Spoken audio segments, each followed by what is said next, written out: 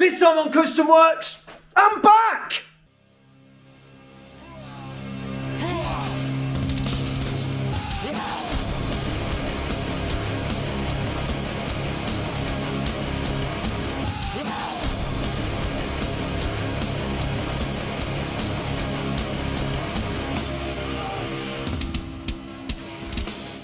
I'm back then. I'm back on Kustom Works and we're going to be here, hopefully, every week from now on. Because I've been away on a secret mission.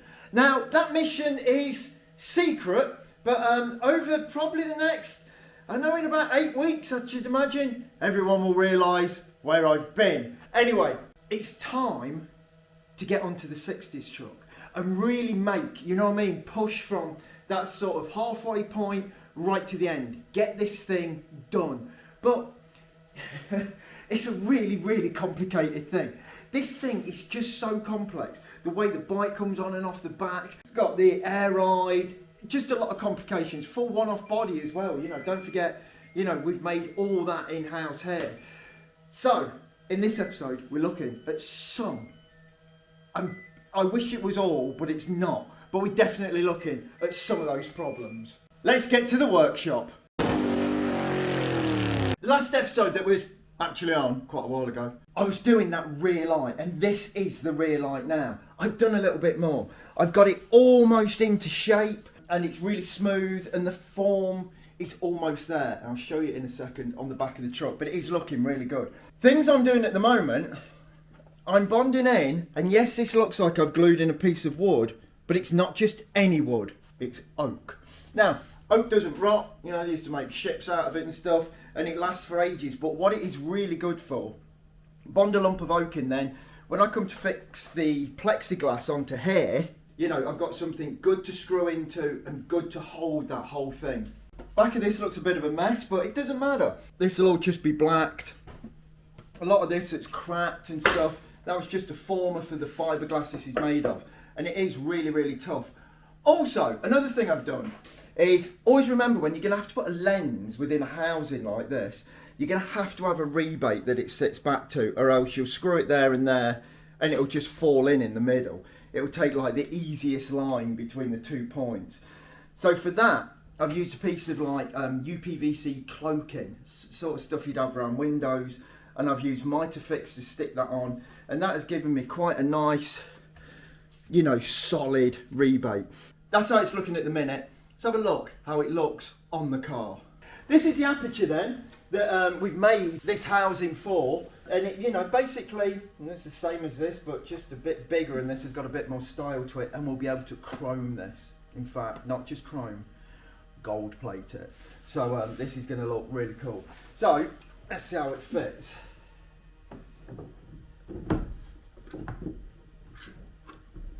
There it is, in position, and the only thing we've got is the slightest of gaps around here. I'll mask up, I'll draw a line around here, then I'll mask it, and I'll do that fitment thing again, where I put the tape on, I put the filler on the back, press that up, and now it's in its final form.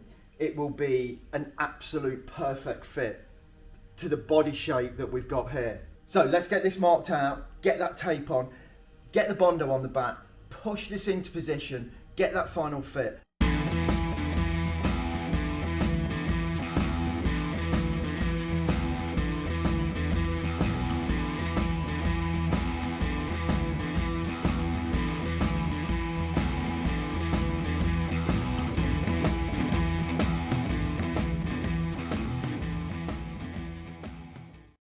Notice there, I've used masking tape as the release tape for this. After singing the praises of the sort of parcel tape, the shinier brown stuff, and parcel tape definitely releases better, but I've had to try this on and off and on and off and on and off, and the amount of residue I've had to clean off from the brown tape, maybe it's a brand of brown tape, but for now I've gone back to masking tape because just less residue.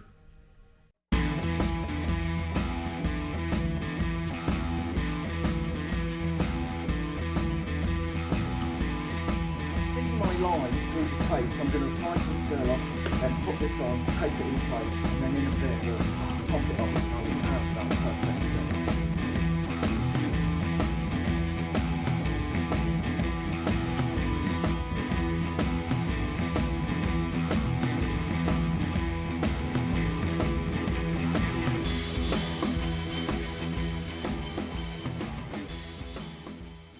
The moment of truth. Let's pop this off.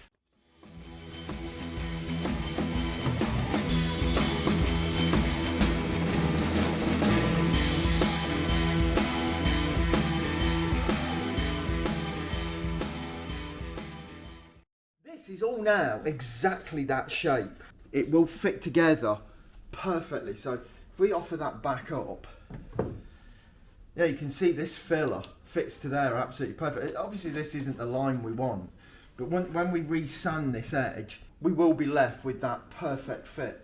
Next on this, we'll sand that up, get some primer on it, and we can really move on with this part of the project.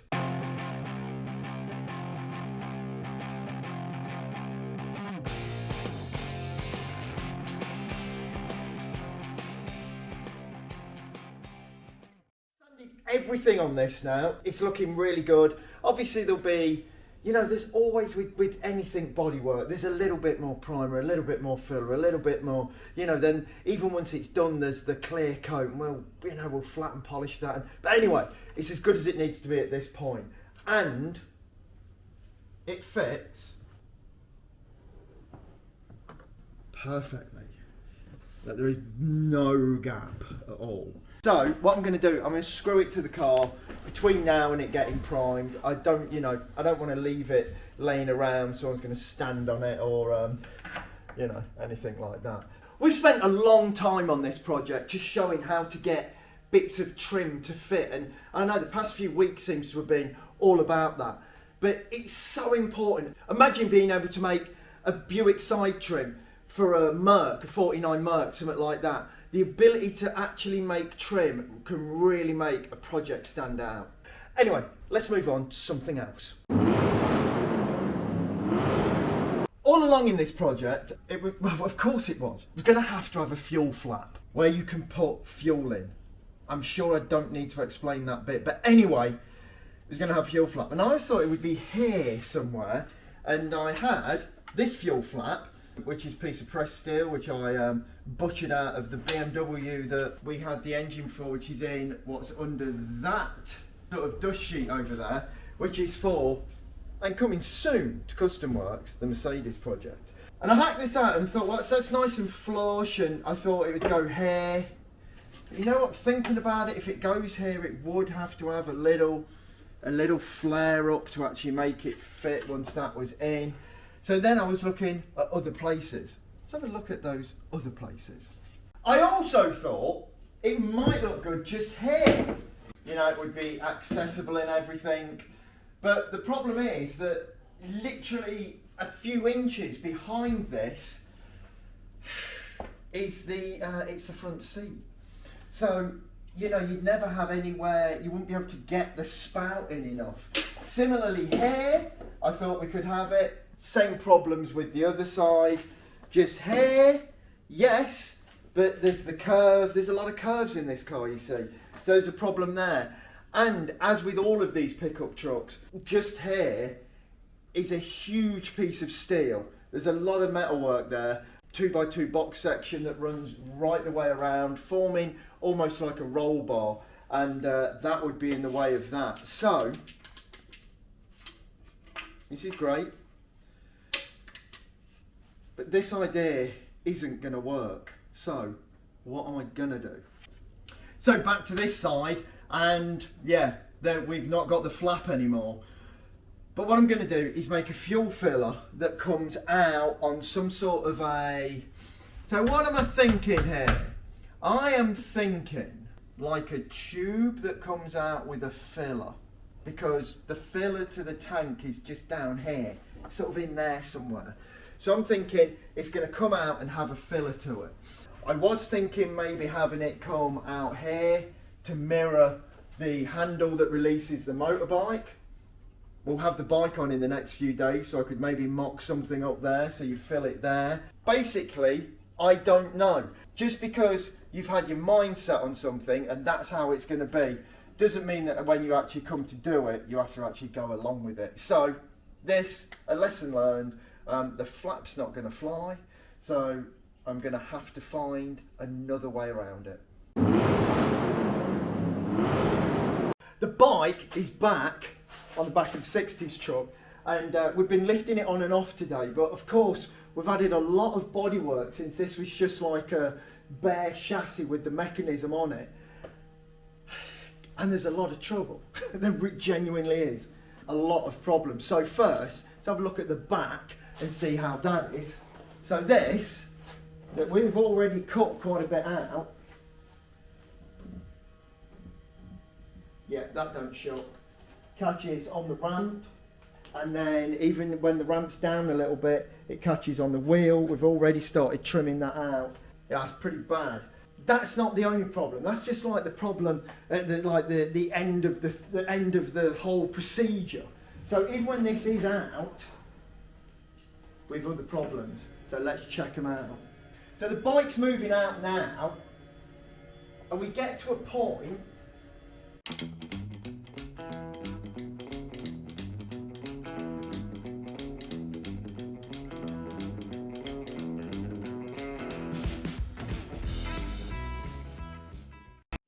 Point we've got to come all the way out in order for this to go down, and we have to come all the way out, so we have to have enough angle that the gravity actually pulls the bike to the back of the ramp, and so it's always tight on the winch that controls the sled. So just here, we've had to remove this bit because this happens.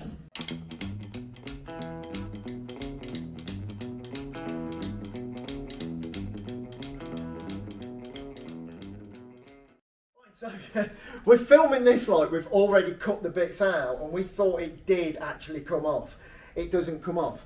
Already we're catching just here on this part of the engine, so we've got to cut this bit of bodywork out as well.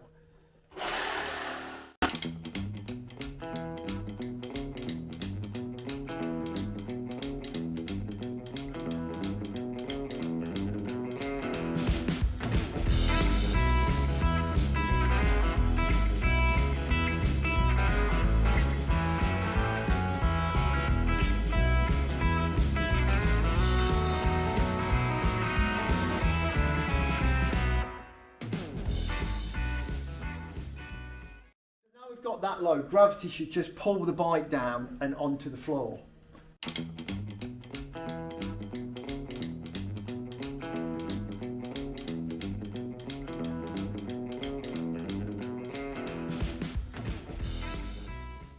That's it, the bike's down on the deck. So we come back to our original problem,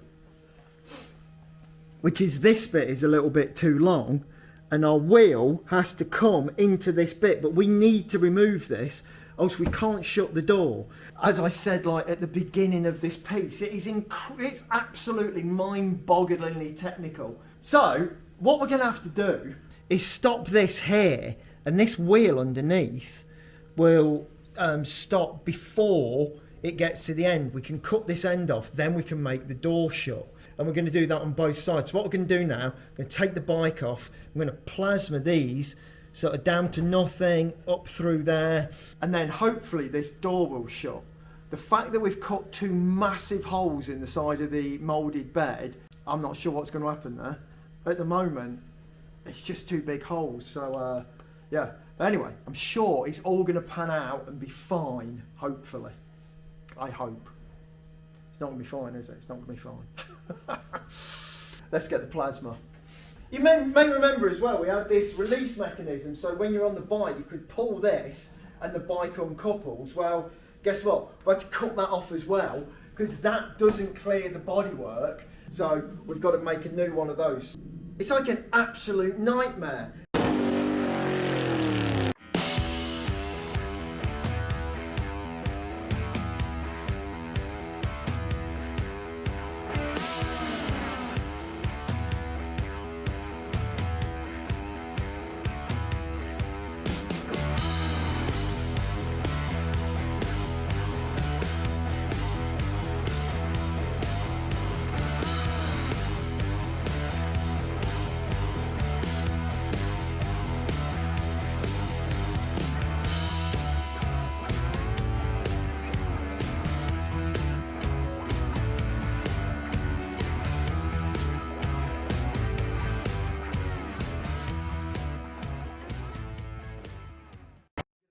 bike up again and just see how it goes. So all you have to do with this, obviously if the bike was running, this would be a lot easier, but all I have to do is ram it up and it drops into those bear claw latches. Wow, motorbikes are really heavy. Must be all that motor and stuff. That's why my bicycle is lighter, I should imagine. Oh man, that's so heavy. So, let's see if it works this time.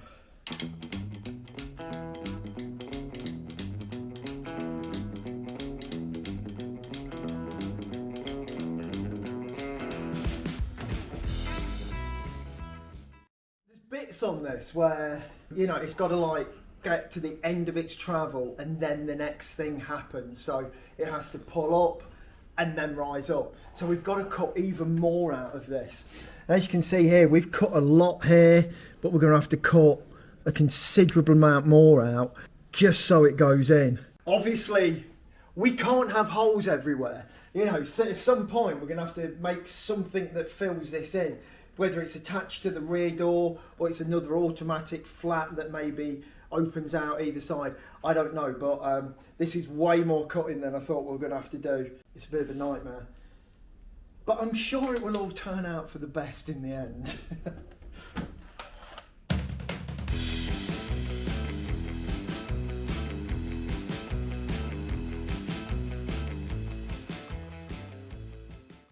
Now, sadly, same on the other side.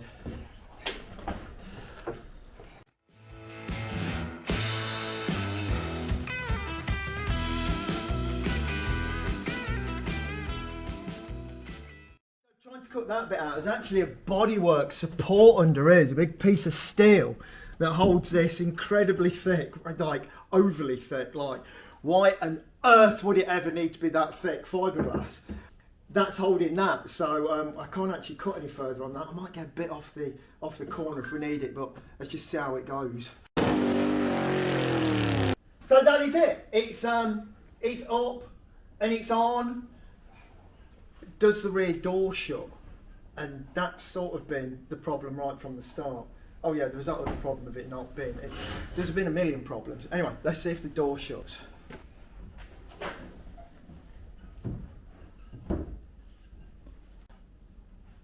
Yeah, the back door shuts. Now, it shuts, but at a price, so I think we are definitely catching a little bit somewhere because the panel gap looks a bit out. This is the price, so that has either got to be attached to the door or that's got to move in some other way. I'm not entirely sure how that would work, but I'm sure I'll sort it out. It's the next day. We've had all night to think about it, and we've thought what we did, we were a little bit hasty. We cut quite a lot away. We bought a lot back, and what we're going to do is, where things weren't clearing, we're going to solve some of those problems with a series of micro switches. So it moves to a point, drops to a point, and then off. So we don't have to clear in every single possible sort of combination of out, up and down that we could have. We're just going to go to this set, to that set, out and down. That probably doesn't make much sense, but it's about to make more sense as I demonstrate right now.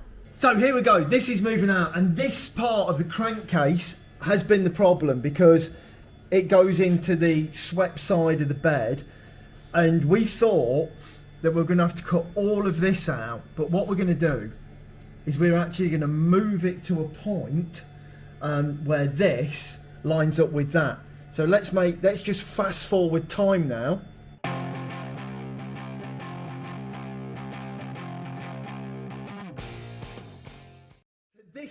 At this point, this should drop, and what we've done, we've used these strips of aluminium that we've just sort of we've mitre fixed them, then we've put a bit of fiberglass compound on them just to hold them in place. This should now drop and miss everything, and what we're going to do at this point here, we've made a mark, and we're going to make it so it always stops at this point using a micro switch. And then this is where it drops down, so it misses all of this. This does sound very complicated, and believe me, it is. Yeah, that's how it's going to work.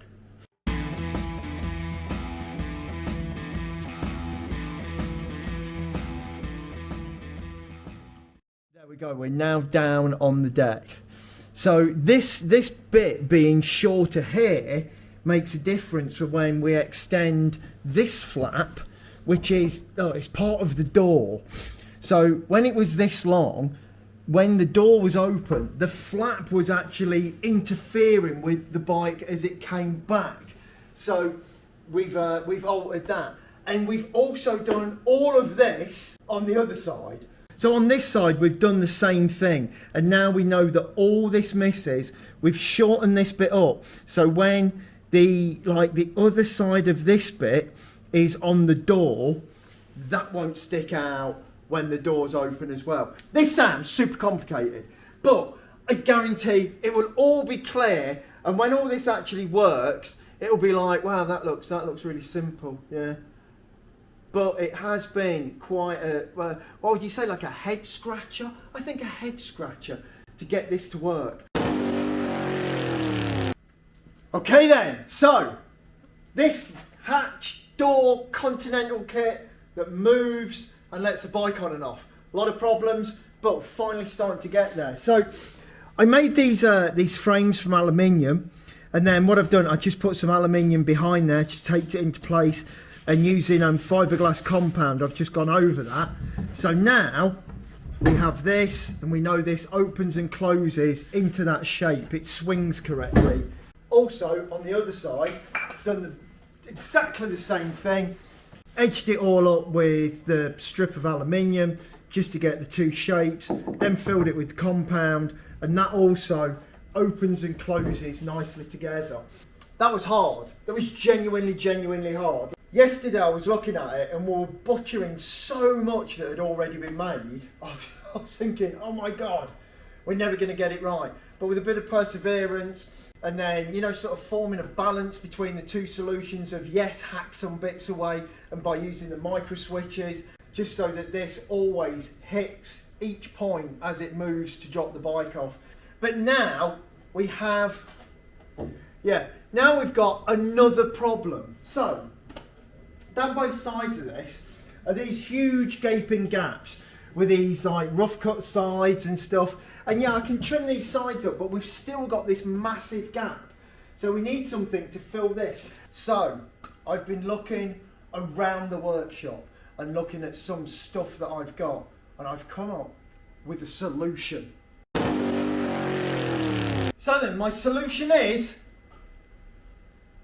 this perfectly curved piece of high impact plastic, which is going to fit here, and it will attach to this bottom bit, and then it can sit off along there, because as we get along this part, by the time we get to here, it's not sitting on anything. It's just going to be up like that, and just making a nice job of it. And of course, I'll fiberglass this in, but this will have to be removable. There is just no way of panel gapping that. This moves in so many different ways, and it has the sled coming down it. And it shouldn't look too sort of agricultural, because I don't just want it to look like a ramp on the back of a truck. This is custom. Everything has a beauty, everything has a line and a form.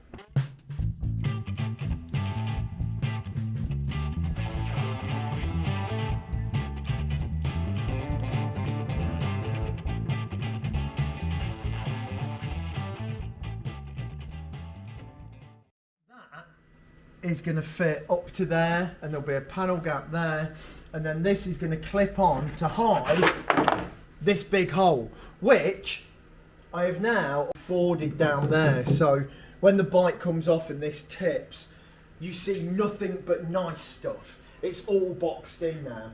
Everything is done in fiberglass compound. This will all need matting over.